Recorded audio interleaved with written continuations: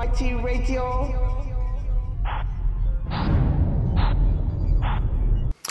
Hello and welcome. This is 5RoundMMA. My name is Alex Ramirez, alongside me my co-hosts Guillermo Cita and Albert Cita. Today's show is brought to you by our fine line of sponsors. First is Rocking Green eco-friendly cleaner products, 5 Rounds clothing line, and of course the RMMA Foundation. Rise up against bullying.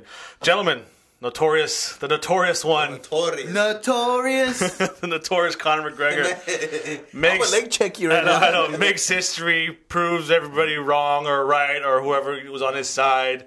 The legend continues. I think you're right if we were just calling him the Magical Mac. Magical Mac. He gets every prediction right. What is it? Precision versus overpower? Yeah. Precision beats power. Timing beats speed. Well, we got a lot to cover this show. We got 3 fights in 3 days, so we got a ton to cover. So let's get started now, Garrett. Start the timer for me, please. Let's get this round 1 started. By the way, it was, 3 days of fighting? My liver is, dying on me. You're drinking every night? And I'm still going strong. I'm still continuing it today. You can watch fights without drinking. That's not true. That's a false statement. That's his analyst hat there. He's a beer in his hand. Yeah. All right, so round number 1. Conor McGregor makes history, knocks out Jose Aldo in 13 seconds, just needs 1 punch, the fastest win in UFC title history. We were promised a battle between the 10-year undefeated Jose Aldo. And instead, we got an exchange. Yeah, we got an exchange. Were you guys kind of disappointed by the lack of a fight there, or was the outcome so great that you just shocked? No, I was kind of shocked, but I wasn't sad because Conor McGregor had won the fight before the fight even took place. He had won mentally, and I think that played into a fact coming into the fight. I just felt nervousness, maybe more from Jose Aldo. I don't know. It just felt like Jose Aldo was already defeated before the bell even rang. So, Albert. Well, one, I find it funny because I did see some mixed reviews online and the social media. But it's funny because people always like, man, I hope he just comes out and knocks him out. You hear people say, yeah, just KO him already or something, And then when it happens, people get upset. But I wasn't upset. Yeah, I think even Conor said it, it would have been nice just to drag it out just a little bit longer just because of the anticipation. He even admitted to it. Yeah, right after. But either way, it was a wonderful finish. It was. I don't know how more of a statement you can make than finishing him in 13 seconds. You can't blame a guy for doing what he was supposed to do, which is knock him out. Just because it happened in 13 seconds, I understand that I pay for the pay-per-view. It kind of sucks, but at the same time, that's what we were hoping for is a quick a knockout, and we got the finish we wanted. Well, I think ideally everybody wants a dragged out battle back and forth with a spectacular knockout, right? That's everybody's MMA fan dream, right? It's what the UFC wanted, probably a back and forth battle, 2 minutes bloody, then also. But the Chris Weidman fight got you that too. So people that are there complaining don't feel cheated. I want to harp back to you said about Jose Aldo already being defeated before he even stepped in the octagon. This is a guy he hasn't fought in over a year. Last time before Saturday it was Chad Mendes in October 2014. So he had to deal with the mental game of Conor McGregor, then being hurt, then recover, go to rehab, and then get back on the mental train again against Conor McGregor. Was it just a little too mentally taxing for Jose Aldo? The thing is, leading up to the first fight in July, I thought it was more Jose Aldo looked more confident. He looked pissed off. I think as he missed that July, everybody was questioning Jose Aldo. Is he going to show up? Is he scared? And I think overall, all that criticism, I think got to him. I think he came out maybe a little careless to start the fight, and he got caught in that careless moment. Oh no, I think the inactivity was the biggest thing he could have done. Worst thing he could have done. Right? Worst thing he could have done. Throughout the last 6-7 fights, he's only been fighting a couple of times. A year in. Maybe it was that activeness that really got to him because. That plays a mental role too. I said last week too. If you think about it, if you haven't fought so long, and then you have all the pressure of what Conor McGregor is creating, I'm pretty sure it kind of gets to you. Yeah. Because if you look at that exchange, he did kind of rush it in a way. And Jose Aldo, even though he is known to explosively go right at the bell, maybe it was a little bit too reckless. Yeah. What sucks too is me personally, I play soccer. When I go along period of time without playing, you do feel rusty, you do feel anxious, you do feel nervous, you feel all these emotions, and sometimes you need a minute or two to kind of dust off the cobwebs. Jose Aldo was never got that because, you know, the knockout happened 13 seconds in. And had he survived that, I think maybe he would have got it back into the rhythm. Maybe the fight would have changed completely. I think because he wasn't allowed to dust off the cobwebs, I think that's why we saw the quick result. I just feel rusty when I haven't played Call of Duty in a long time and go back out there. Don't you feel rusty kind of all man? Like, it's true. I think I played Halo like a while, like last month or something like that, man. You're super rusty. Yeah, I forgot to do a couple of stuff. All right, so before this run over, Conor McGregor, biggest star at MMA, UFC right now, biggest star. Has to be. I mean, like, just the intro alone, if you don't get goosebumps when Conor McGregor comes out, I mean, they don't do that for any other fighter. I mean, think about it. Before against Chad Mendes, he had Sinead O'Connor. Sinead O'Connor. Whatever name. This time he had like a lead in with this whole, you know, showing the fans and everything into, you know, BIG. Yeah. What did it have for Jose Aldo? It was like straight to the song. Yeah, Albert, biggest star. UFC MMA yeah, right and to add to that entrance, I thought the Undertaker was coming out for a moment. How long they were drawing it out. I also think it's kind of funny how Joe Rogan said after the fight, Conor, congratulations, you're on the cover of the EA Sports 2 game. Oh, yeah, UFC's like, probably knew that already. Come on, it's like we're having this fake polling contest. You know, if he would have won, he was going to go on the cover anyways. Or I think we're going to lose, but so either way, it doesn't matter. But yeah, he is probably the biggest MMA star right now. Yeah, so that's it for round number 1, guys. All right, time for round number 2. So the biggest question mark now for Conor McGregor is like, Jose Aldo was calling for rematch right after. Oh, this wasn't really a fight the fans wanted, or this wasn't a fight. Let's do it right away.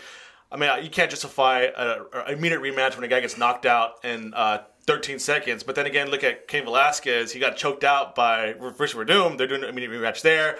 Ronda Rousey got knocked out. But the atmosphere is... Yeah, but Ronda Rousey got knocked out pretty cold in the second round. Immediate rematch there. But a lot of people say, no, Jose Aldo, no immediate rematch. That points to the man who was successful this weekend as well, Friday night, knocking out Chad Mendes in the first round too, I believe, Frankie Edgar. So, Guillermo, I know you're happy once Frankie won. You must be happy now seeing Frankie get back in title talks, right? Yeah, I think he's in talks, but I don't even think he's next in line, to be honest. I think it's not the money fight that everybody expects to see. Yeah. I think Frankie Edgar is deserving of the fight. Don't get me wrong. I want to see Frankie Edgar fight Conor McGregor, but I don't think that's the fight that's going to happen. Yeah. But, okay, so people are saying, no, Jose Aldo got knocked out in 13 seconds. But, like, what's the difference between Ronda Rousey's, her showing against Holly Holm? What was it in that fight that you guys saw an immediate rematch being warranted? No, but it's not warranted. You know what's the difference? What? It's Dana White. Dana White prefers to get Ronda Rousey's back and not Jose Aldo's. Yeah. It's clear that when you get immediate rematches or when there's question marks, the Frankie Edgar and Greg Maynard one. You know, what if Greg Maynard wouldn't have gassed out? Benson Henderson, stuff like that. Those are justified. These guys, I mean, Ronda Rousey clearly got dominated. And I think it's if they do want Holly Holm to be the first girl when she comes back to face, that's fine. But I don't think Holly Holm should get punished and wait all the way until July to compete.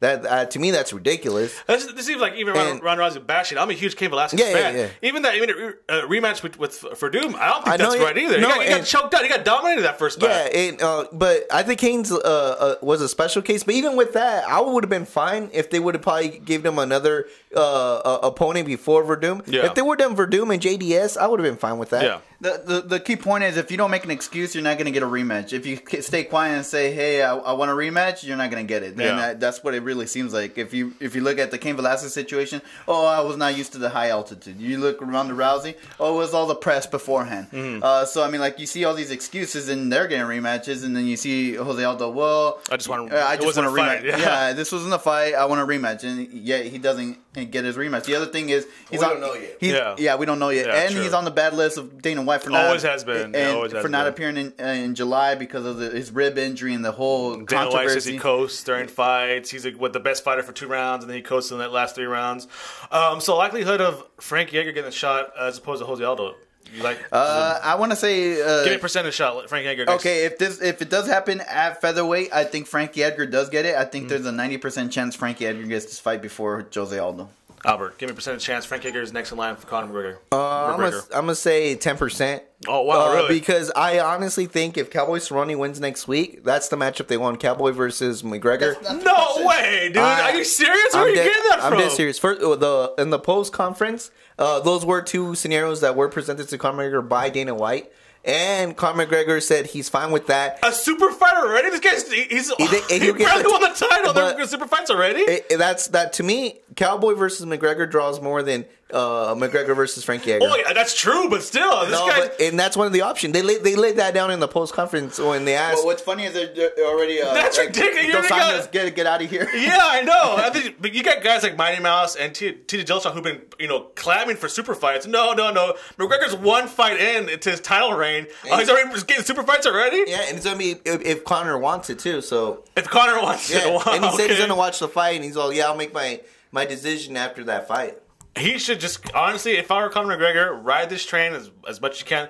Jose Aldo had a dominant run at featherweight. There's no reason why Conor McGregor can't as well. He really wants to be the 2-time weight class champion. Like, active. He says if he does get the 155 belt, he'll still defend the 145 belt. That's like a bite off a lot you can chew, man. I don't know. Guillermo, I'm kind of speechless right now, but what do you think? I think that's the right call. I told you that if it stays at featherweight, Frankie Edgar gets it. But I don't think that's what's going to happen. I think he does fight the winner out of Dos Anjos versus Cowboy Cerrone. And it seems right.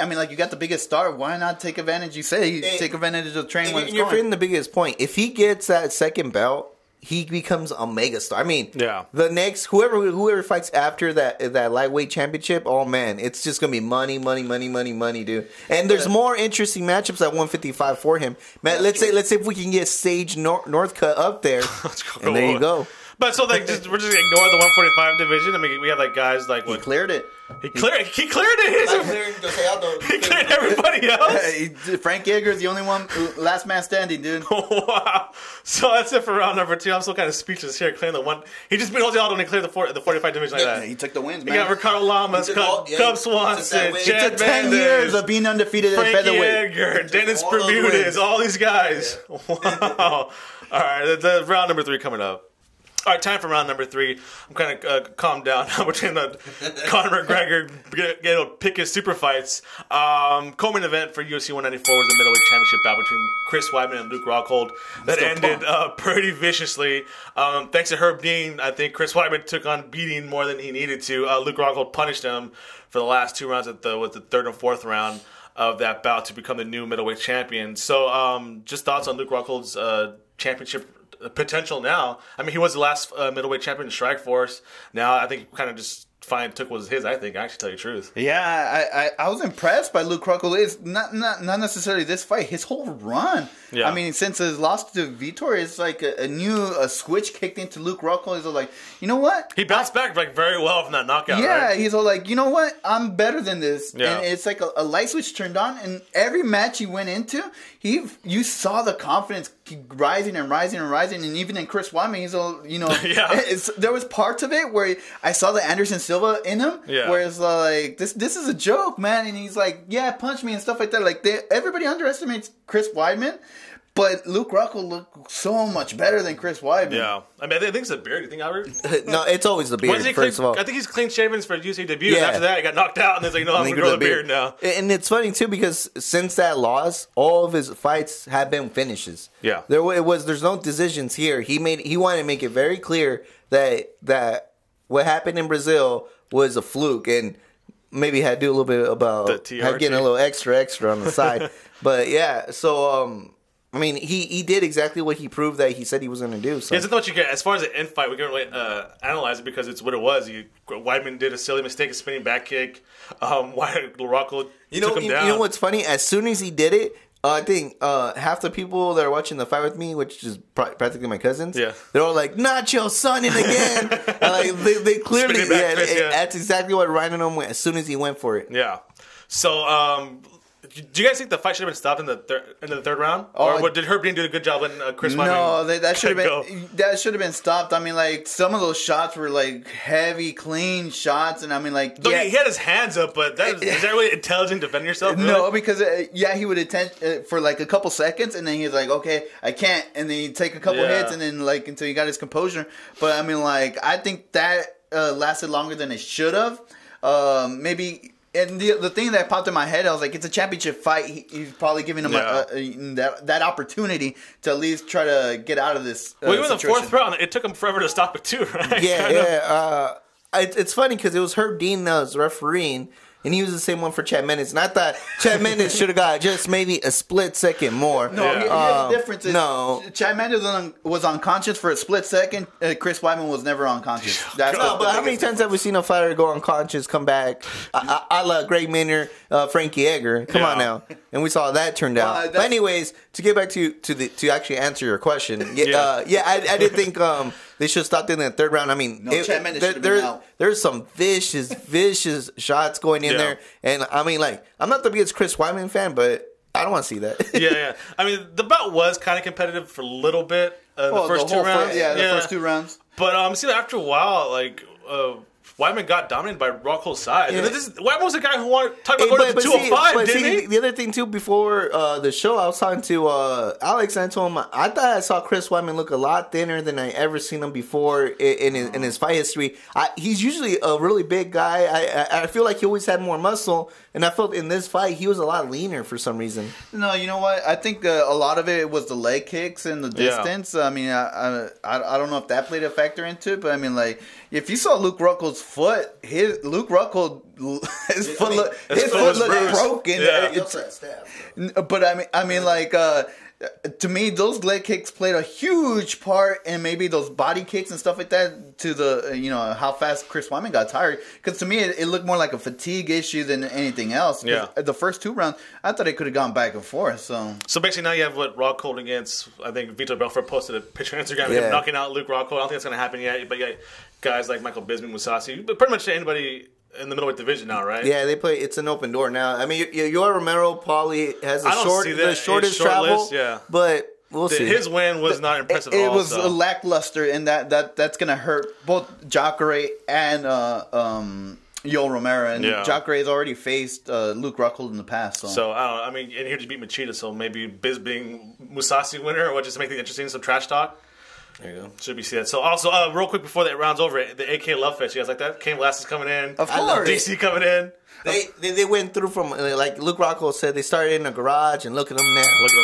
Two champions. If Kane wins in February and you got Nurmagomedov coming out of injury. You in the background too. Yeah, so you might have all AKA champs, man. That's if John Jones does not defeat does defeat John Cormier. So that's it for round number 3. We'll take a short little break. We're gonna come back, talk about Rose Namajunas and Paige VanZant, and then also recap the whole 3 days of fight. So stick around, guys. Welcome back. Thanks for sticking around for a short little break. So time for round number 4. The 3 consecutive fight cards was kicked off on Thursday night with the Fight Pass Fight Night event, main evented by Rose Namajunas against Paige VanZant. I think to a lot of people's surprise, maybe that was no. You weren't surprised, Albert? No. If you were listening to our podcast, I clearly said I wish this bout would have happened later on in the future, knowing that Paige VanZant, I saw nothing but 100% potential in her, but I mean. If you look at her fights, you are a little bit hesitant to maybe throw her too early to the top 5 people. Rose Namajunas was a late-minute replacement, so Joanne Calder was scheduled to face Paige. But even Joanne's a veteran, too. So, but I think Joanne was a better opponent as far as where she's at right now. Yeah. That's what I really wanted, and I kept saying, I really wanted to see this fight, but later on, maybe a year from now. But I think for Paige, these are one of the fights where you learn from. Yeah. I think she's going to get 100 times. I mean, she was so tough in there. I mean, this isn't her first loss. She's lost before. Well, so Tisha Torres. Yeah, so she knows, like, it's not, my first loss of my career, what I do now. She knows. She's in a great camp. She even said, I got outclassed. I know she knows where to go from here. But Guillermo, do you think now is the star going to be like the spotlight going to be taken a little less off of Paige VanZant by the UFC after this, or is he going to be shining her bright even more? I don't think she was the star as everybody claims she is. Main event. I totally understand that. Reebok deal. I totally understand that, but to the normal or to the main UFC followers of MMA, hardcore fans, not the hardcore fans. The hardcore fans know who Paige is. I think to the regular mass, they don't know who Paige is. No, I think they do. No, I really don't. And the other thing is, I mean, it was on Fight Pass. You guys forget, okay, yeah, she was the main event, but it was on Fight Pass. Who was watching Fight Pass? I was in Vegas, and I couldn't watch Fight Pass. I went from bar to bar looking for the Fight Pass. And download the app, brother. Get that 7 days. Yeah, so, I mean, to me, if she was as big as a draw as everybody claims she is, she would not have been at Fight Pass. She would have been at least FS1 for the main event or something like that. If anything, the UFC signed her to like what a developmental deal, right? They saw her, they see her potential. They give her her own Reebok deal. They put her on posters. They want her to be featured on the main cards. So they see the potential there. But now I'm saying are they be a little less harsh on her? Maybe like kind of put her in the mid cards now, or still continue to promote her after this. A good one that comes up to mind is El Goito Perez. I think after he got his loss in the octagon and he had all that steam, they still kept at it. It wasn't until he got a couple more losses that you kind of see him kind of almost disappear. I still see him a lot. You see him, but not as much as the hype train that he was once in. And I think it's the same thing. I think Paige, they're still going to continue. Just because she lost to a top 3 opponent, I mean, that's nothing to be bad about. But anyways, I think they're going to keep going as long as she doesn't get another devastating loss. So go ahead. No, I think what's going to happen with Paige is the same thing that happened to Uriah Faber. She's just going to, because she's going to get to a point where she's a high name, and I mean, like, she'll rise to the occasion to get to these title chances. But I think she'll be kind of like where the alpha males are, that choke. Always at the. They'll always be peaking, but then they can't get over the hump, and I think that's what's going to happen. And so you'll see her name pop up more, especially the way she gets more exposure. So she'll get exposure, but I just don't see it. I think she, unless she really works harder to get past that mountain or that hump.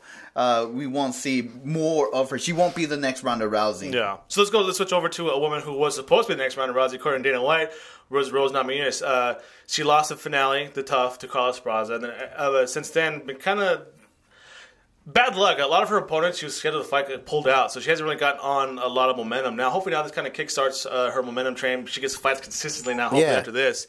She was pegged as a future of this division. Like I said, Dana White called her the Ronda Rousey of the strawweight division. And this was the other frustrating part to me. She lost to Carla Esparza because of the wrestling, right? Yeah. And I thought that's what Paige VanZant was going to do, was wrestle her more. But it seemed like she was working the clinch game more, which kind of frustrated me. I'm like, well, we know that Carla beat her because of the wrestling, and she comes from a wrestling camp. I don't know why the wrestling wasn't there. But with that said, I think Rose still has to face another wrestler. Before, even though the champion is a stand-up champion, I feel like she still has to kind of prove herself. I mean, they even asked her too what she felt. She's like, "Well, I don't want to call anybody out yet." Speaking of the champion, she's like, "That's how much she's Joanna Jerry Spears." She's like, "Well, I don't want to call anybody out." I mean, I think the Sparza fight, a rematch is good. Is in order. There's a couple matchups out there. Yeah, so I think it's an exciting thing. Rose Namajunas is a talented fighter. I think Paige VanZant's not going to go anywhere. I don't think she'll be as pushed as she was before, but she's still going to be there, like Guillermo said. So that's it for round number 4, guys. All right, time for the 5th and final round. We had so much to cover. So the 5th round will be dedicated to stuff we didn't cover, or you guys want to harp on more. So, Guillermo, anything from the 3 fight cards that we didn't talk about that you want to maybe touch base on? The only thing is how disappointed I was that Jacare versus Yoel Romero fight. I think stinker from UFC 194. Yeah, I mean, like, for a number 1 contender fight, I understand that there's a lot on the line and they want to, be cautious. But, I mean, like, I was expecting action. I mean, all I got is these guys bouncing around, kind of measuring themselves. Yeah.